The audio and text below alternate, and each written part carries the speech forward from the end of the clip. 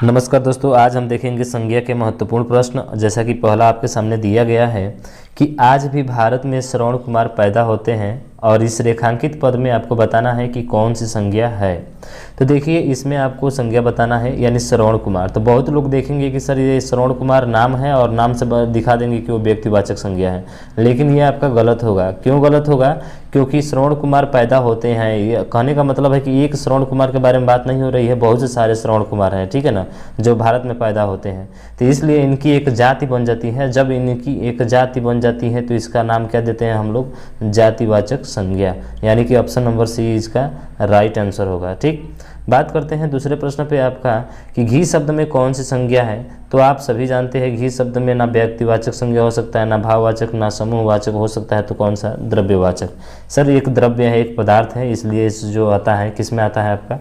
तो आपका द्रव्यवाचक में आता है। वैसे आप जानते हैं गेहूँ हो गया, सोना हो गया, चांदी हो गया, सब इसी में आते हैं। ठीक है, तीसरा प्रश्न की बात करते हैं कि कौन सा शब्द क्रिया से भाववाचक संज्ञा बना है। देखिए, क्रिया जो कार्य करने वाला होता है वो क्रिया से भाववाचक संज्ञा। तो क्या भाईचारा होगा? नहीं सर। लाली होगा? नहीं। औचित्य होगा? नहीं। कताई। अब देखिए, कताई जो होता है काटना से, किससे? काटना से, यानी काटना से ही कटाई बनता है हमारा, या कताई बनता है। तो ये आपकी क्रिया है और ऑप्शन नंबर बी आपका क्या होगा? राइट आंसर होगा। ठीक, अगले प्रश्न की बात करते हैं और देख लीजिए, इसका व्याख्या भी नीचे दिया गया है कि काटना क्रिया है और इससे बना जो भाववाचक है वो कौन सा है? कटाई है। भाई जो है संज्ञा शब्द है और भाई से क्या बना? भाईचारा। लाल जो है विशेषण शब्द है, विशेषण से क्या बना? संज्ञा बना। लाली बना भाववाचक संज्ञा। ठीक है, उचित से क्या बना? औचित्य बना। ये भी आपका क्या है? उचित विशेषण है और विशेषण से क्या बना है? भाववाचक संज्ञा बना हुआ है आपका। ठीक है ना, तो आप यहाँ पे देख सकते हैं इसका व्याख्या भी अच्छे तरीके से। तो अगला प्रश्न है आपके सामने कि किस विकल्प में जातिवाचक संज्ञा का उदाहरण है।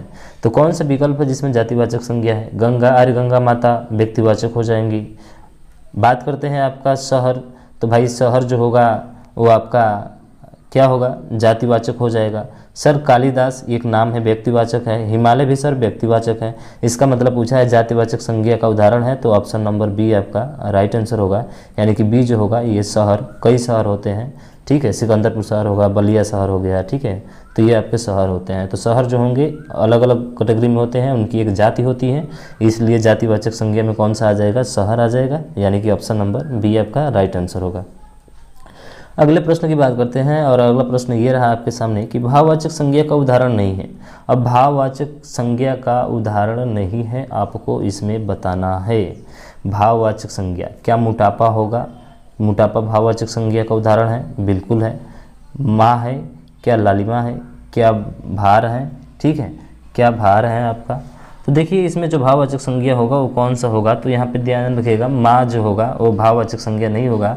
माँ वैसे आप जानते हैं जातिवाचक संज्ञा है। क्या है भाई? जातिवाचक संज्ञा है।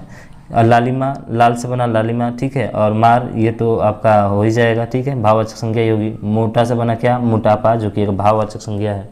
तो यहाँ पे आप इसका देख सकते हैं, आपको दिया गया है कि माता जो है वो आपके जातिवाचक संज्ञा का उदाहरण है, क्योंकि मेरी भी माँ, आपकी माँ और कई भी माँ। ठीक है, तो अलग अलग माएँ होती हैं, एक इंसान की नहीं। ठीक है ना, ध्यान रखना, अलग अलग इंसान की अलग माता होती है, उनकी एक विशेष जाति होती है। इसलिए माँ को जो है हम लोग जातिवाचक संज्ञा में लेकर चलेंगे। बाकी जो जितने बचे ये तीन आपके लालिमा, मार, लालिमा और ये भार है। ठीक है ना, ये भार है और मोटापा जो है ये आपके भाववाचक संज्ञाएँ हैं। ठीक, अगले प्रश्न की बात करते हैं। निम्न में से भिन्न को पृथक करो। अब कौन सा भिन्न है? संज्ञा, क्रिया, सर्वनाम या क्रिया विशेषण। तो आपने पढ़ा होगा या नहीं पढ़ा होगा तो पढ़ लीजिए। एक विकारी होता है और एक अविकारी होता है। क्या होता है? एक विकारी जो उसको रूप में परिवर्तन करता है, लिंग, वचन और कारक के अनुसार जो परिवर्तन होता है उसे विकारी कहते हैं। और एक होता है आपका अविकारी, जिसके लिंग, कारक और वचन में किसी का भी प्रभाव नहीं पड़ता है। तो अविकारी एक शब्द होता है। ठीक है, अविकारी। तो विकारी में चार आते हैं, जो कि संज्ञा हो गया, क्रिया हो गया, सर्वनाम हो गया, और एक और होता है, उसका नाम है विशेषण। कौन है भाई? विशेषण। तो यहाँ पे आपको क्या समझ में आया? तो सर समझ में आया कि ऑप्शन नंबर डी जो होगा इसका राइट आंसर होगा। यानी कि ये जो है विकारी शब्द नहीं है, ये अविकारी है। बाकी तीनों ये विकारी हैं। ठीक है, जिनके रूप में परिवर्तन होता है, लेकिन क्रिया विशेषण के रूप में परिवर्तन नहीं होगा। इसलिए हमारा ये तीनों से क्या है? अलग है। तीनों से अलग ही पूछा है, तो ऑप्शन नंबर कौन सा होगा? डी होगा। कौन सा होगा मेरे भाई? डी होगा।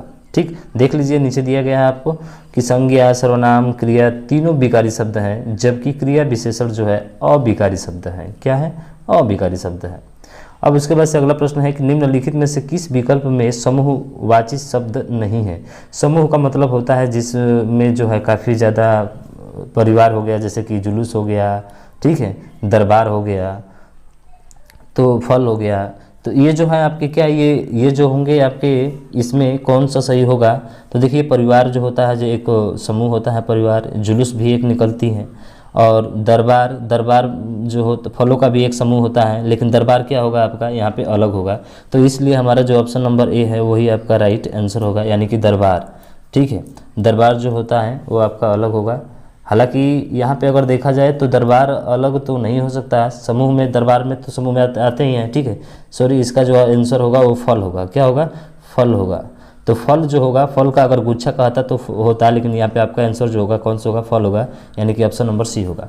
क्योंकि दरबार में जो है बहुत से सन्यासी रहते हैं आपके। आप फल का बात करते हैं तो फल आपका सेव हो गया, ये हो गया, ठीक है, तो वो एक जाति के रूप में आता है, ध्यान रखिएगा इसको, ठीक है ना। ये सब फल जो है समूह के रूप में नहीं आता है। तो बात करते हैं अगले प्रश्न पे कि किस विकल्प में भाववाचक संज्ञा नहीं है? तो कौन सा ऐसा विकल्प है जिसमें भाववाचक संज्ञा नहीं है, आपको बताना है। खटास, ठगी, ऐरावत और यौवन। तो देखिए यहाँ पे जो ऐरावत दिया गया है, ऐरावत का मतलब होता है हाथी, जो कि आपका ये भाववाचक संज्ञा नहीं है, ध्यान रखिएगा। हाथी जो है आपका क्या है? भाववाचक संज्ञा नहीं है, और यही हमसे पूछा हुआ है, यानी कि हमारा जो होगा वो ऑप्शन नंबर डी होगा। अब कहेंगे सर हाथी क्यों होगा? सर प्राणी विशेष के बारे में बात होती है, तो हमेशा जो होगा आपका वो हमेशा जो है भाववाचक संज्ञाएं नहीं होती हैं। आप देख सकते हैं नीचे दिया गया है कि ऐरावत जो होता है वो हाथी विशेष के लिए होता है, और ये जो है व्यक्तिवाचक संज्ञा का उदाहरण है। ध्यान दीजिएगा, बहुत ही महत्वपूर्ण लाइन है यहाँ पे, ये व्यक्तिवाचक संज्ञा का उदाहरण है। अगर आप पूछा जाए ऐरावत किसका उदाहरण है, तो व्यक्तिवाचक संज्ञा का है। और देखिए खट्टा से बना खटास, युवा से बना यौवन, और ठग से बना ठगी। तो खट्टा, युवा, ठग ये सभी विशेषण है, और विशेषण से क्या बना हुआ है? भाववाचक संज्ञा। ठीक, अगला विकल्प है कि किस विकल्प में जातिवाचक संज्ञा नहीं है? इसमें भी पूछा है कि जातिवाचक संज्ञा नहीं है। तो देखिए इसमें जो जातिवाचक संज्ञा क्या, लोहा है, लोहा बिल्कुल सर है, ये है। लड़की ही है, लड़की भी एक जाति होती है, पुस्तक की भी एक जाति होती है, लेकिन शैशव अवस्था ये जो है आपका ये जाति नहीं है। शैशव अवस्था का मतलब क्या होता है? देखिए, तो इसके अकॉर्डिंग अगर हम लोग बात करें तो ये ऑप्शन नंबर बी ही सही होगा, क्योंकि संज्ञा है शिशु से बना शब्द शैशव भाववाचक संज्ञा का उदाहरण है। ठीक है, किसका है? तो भाववाचक संज्ञा का उदाहरण है। तो शिशु से बना कौन सा? शैशव, जो कि एक संज्ञा है शिशु, और इससे बना हुआ है क्या? शैशव, और शैशव जो है भाववाचक है, और ये पूछा है कि जातिवाचक संज्ञा नहीं है। इसका मतलब कि सर ऑप्शन नंबर बी जो होगा वो जातिवाचक नहीं, ये बल्कि क्या होगा? भाववाचक संज्ञा होगी आपकी। ठीक है ना। हाँ, चलिए बात करते हैं अब अगले प्रश्न पे, और ये रहा आपके सामने प्रश्न। इसमें क्या कर रहा है कि निम्न में से भिन्न को पृथक करो। तो कौन सा भिन्न है भाई? देखिए ये एक बार जो हमने हल कर लिया था, शायद ये हो गया हमारा। ठीक है, ये जो हो गया था आपका संज्ञा, सर्वनाम, क्रिया, जिसमें से आपका जो है ये वाला आंसर था। ठीक है ना। हाँ, तो आप जो है इसको तो हमने हल कर लिया है। ठीक है ना, आगे चले बात करते हैं आगे। तो ये है आपका अगला प्रश्न कि हरियाली शब्द में संज्ञा है। तो इसमें हरियाली शब्द में कौन सी संज्ञा नहीं है? तो कौन सी संज्ञा है हरियाली शब्द में? कौन सी संज्ञा है भाई? तो देखिए हरियाली शब्द में जो संज्ञा है वो हरियाली, यानी कि ऐसी हरियाली दिख रहा है हमारा, तो हरियाली जो है दिखती है, यानी कि वो क्या होता है भाई साहब? भाववाचक संज्ञा होती है। हरियाली क्या होती है? भाववाचक संज्ञा होती है। अरे हरा से हरियाली, यानी विशेषण से क्या बना हुआ है? भाववाचक संज्ञा बना हुआ है। इसलिए जो होगा हमारा ऑप्शन नंबर कौन सा होगा? डी होगा। हरियाली एक क्या है? भाववाचक संज्ञा है। ठीक, बात करते हैं किस विकल्प में जातिवाचक संज्ञा नहीं है। कौन सा विकल्प है जिसमें जातिवाचक संज्ञा आपकी नहीं है? पंखा, पंखा भी है। हिमालय, देखिए हिमालय एक पर्वत का नाम है, इसलिए ये आपका जातिवाचक संज्ञा नहीं है, ये आपका व्यक्तिवाचक संज्ञा है। तो ऑप्शन नंबर आपका सी ही क्या होगा? राइट आंसर हो जाएगा। पर्वत, पर्वत में ही आता है क्या? हिमालय, इसका नाम होता है। विशेष नाम को व्यक्तिवाचक कहा जाता है, और गाय तो हमारी माता है, इसलिए जातिवाचक संज्ञा है। ठीक है, तो ध्यान रखेंगे। कुंज में कौन सी संज्ञा है? देखिए कुंज जो होता है एक झुंड का नाम होता है, और वो जो होता है वो कौन सा होता है भाई? समूहवाचक होता है।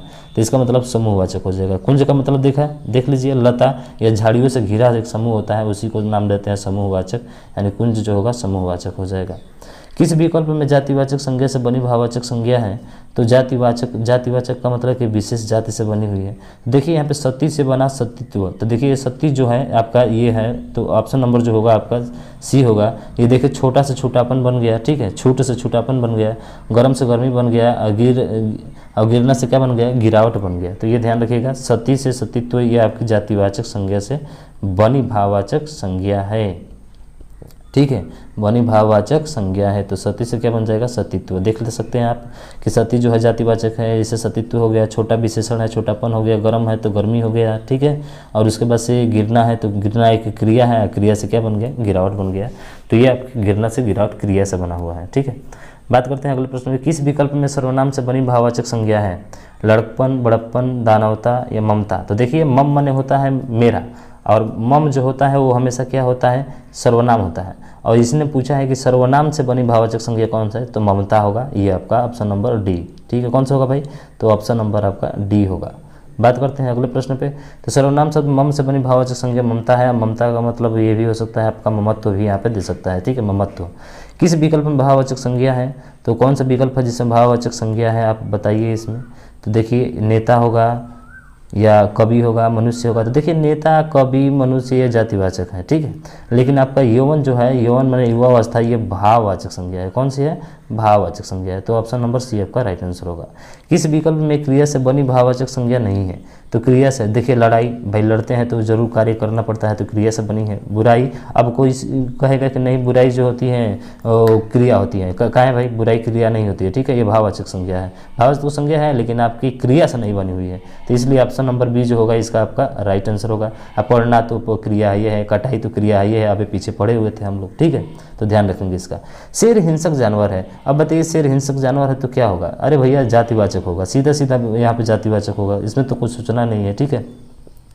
अहंकार शब्द में संज्ञा है। अब देखिए अहंकार, अहंकार जो होता है भाई वो अहंकार में है, बहुत तो अपने को अहंकार में मानता है, बहुत भाव मारता है, ठीक है, तो सीधा सीधा निकल कर आता है यहाँ से आपका क्या है कि सर ऑप्शन नंबर ए यानी भाववाचक संज्ञा हमारी हो जाएगी, ठीक है। तो इसमें तो सोचना ही नहीं है कुछ। सर्वनाम शब्द अहम से बना भाववाचक संज्ञा अहंकार है, तो ध्यान रखिएगा ये सर्वनाम शब्द से बना हुआ है, अहम का मतलब सर्वनाम है, और अहम से ही क्या बन गया, भाववाचक संज्ञा अहंकार बन गया, ठीक। सुरेश ने कहा मनोज का अब बुढ़ापा आ चुका है। सुरेश ने कहा मनोज का बुढ़ापा आ चुका है, वाक्य में भाववाचक संज्ञा है, मनोज है, अब है, सुरेश है, बुढ़ापा है। तो देखिए सुरेश और मनोज अब ये तो हो ही नहीं सकते भाई, मनोज और सुरेश तो आप जानते हैं व्यक्तिवाचक है, अब तो यहाँ पे कोई डिस्कशन नहीं होता है यहाँ पे, ठीक है। तो बुढ़ापा की बात करें तो बुढ़ापा जो होता है वो आपका भाववाचक होता है, तो इसका मतलब है कि ऑप्शन नंबर डी जो होगा राइट आंसर होगा। और ये काफ़ी पूछा जाता है कि बुढ़ापा कौन सा है, जातिवाचक है, भाववाचक है या व्यक्तिवाचक है, तो ध्यान रखेंगे बुढ़ापा हमेशा भाववाचक संज्ञा होती है। बात करते हैं कोमलता शब्द में संज्ञा है, तो देखिए कोम धन लता, ये छोड़िए कोमलता, ठीक है, कोमलता शब्द में संज्ञा है, तो देखिए भाई कोमलता, ता जुड़ गया, जैसे कोमल से कोमलता हो गया तो सीधा हमारा भाववाचक बन गया, यानी कि सर भाववाचक संज्ञा हमारी हो जाएगी, ठीक है। हाँ तो ध्यान रखेंगे। किस विकल्प में जातिवाचक संज्ञा का उदाहरण है? तो कौन सा विकल्प है जिसमें जातिवाचक संज्ञा का उदाहरण है? तो देखिए मोहन है, रहीम है, राम है। अरे ये भाई तीनों नाम है, मोहन, रहीम, राम है, ये तीनों नाम है, और ऑप्शन डी जो होगा यही हमारा काम है, ठीक है। यानी कि संज्ञा का उदाहरण नहीं है तो ऑप्शन डी होगा, संज्ञा का उदाहरण है। जामुन, यार जामुन नहीं जानते हो, खाते हो जो। हाँ भीड़ शब्द में प्रयुक्त संज्ञा है, अरे भाई भीड़ जो इकट्ठा होता है वो क्या होता है? भीड़ शब्द में कौन सी संज्ञा है? तो भाई भीड़ जो होती है वो आपके एक समुदायवाचक होती है। क्या होती है? समुदाय, एक समुदाय होता है उसको समुदाय बोलते हैं, तो समुदायवाचक होगा। भीड़ इकट्ठा, एकत्र, कई लोगों को, ठीक है। हाँ अब देखिए यहाँ पे लूट आ गया, अरे भाई लूट लूट लूट लूट लूट, तो अरे भाई लूट, लूट को आप देख नहीं सकते हो, जिसे देख नहीं सकते हो सिंपल सी बात है मेरे भाई, भाववाचक संज्ञा होती है, ठीक है। हाँ इसमें सोचना नहीं है आपको। व्यक्तिवाचक संज्ञा का उदाहरण है कुत्ता, पंखा, जयपुर, नदी।